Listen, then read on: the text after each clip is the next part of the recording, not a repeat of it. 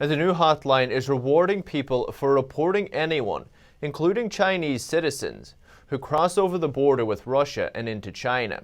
NTD's Heilongjiang has more.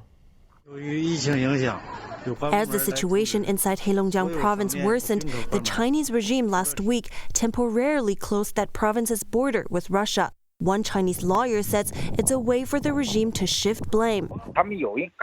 They have a basic method of shifting the blame to others. They want to create the impression that the domestic cases are under control, and they would love to label all the new cases as imported cases. They are using this method to kind of shift people's attention from the real domestic situation. On April 13th, Heilongjiang Provincial Authority announced it would reward citizens for handing over or reporting illegal entries at the border. This includes Chinese citizens coming from abroad. The reward per report could be more than $700. I think this is a very cruel, inhumane, unethical, and illegal practice. They have deprived people of their basic human rights, treating their own citizens as terrorists and robbers. As we previously reported, some Chinese citizens in Russia were sent back by the Russian government due to the pandemic, and some are returning home with the belief that the Chinese regime has things under control. The Chinese Communist Party knows that Russia is sending away Chinese citizens, but the regime has closed its border.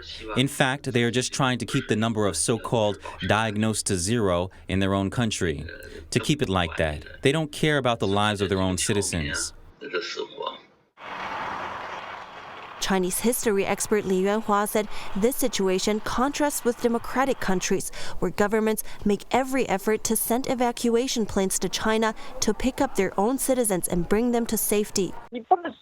You can't ignore everything. The law, the basic rights and dignity of being human, just to combat the pandemic. This is against the law and the moral bottom line. A resident in Harbin, Heilongjiang, agrees. The Chinese regime is irresponsible. They should take the initiative to bring their own people back and not to wait for another country to send them back. In a video circulating online, a netizen said every day there are Chinese citizens crossing the border who get stuck there. Their tweet said these 31 Chinese citizens were stuck on the street between Russia and China for 12 days. They hope that the regime could arrange something, but in reality, they're wandering around as a result of arrangements made by the Chinese regime. Reporting by Shi Wenrong, NTD News.